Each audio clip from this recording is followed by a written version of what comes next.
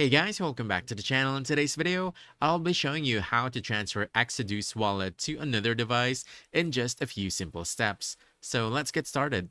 First things first, you want to open your Exodus app and then from here, swipe down. Then you want to go to settings, scroll down.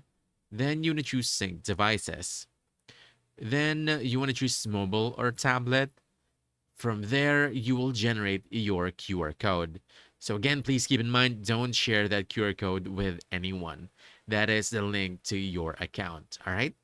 Now, on your new device, what you want to do is you want to go to the same page, basically on the settings page, but this time scroll down and choose restore wallet. Then from here, you want to choose QR code. Once you do that, you will have to choose mobile or tablet, then scan the QR code that you have just saved. And that's it. Now you know how to transfer Exodus wallet to another device. So if you found this helpful, don't forget to hit that like button, subscribe for more quick guides, and I'll see you in the next one. Thanks.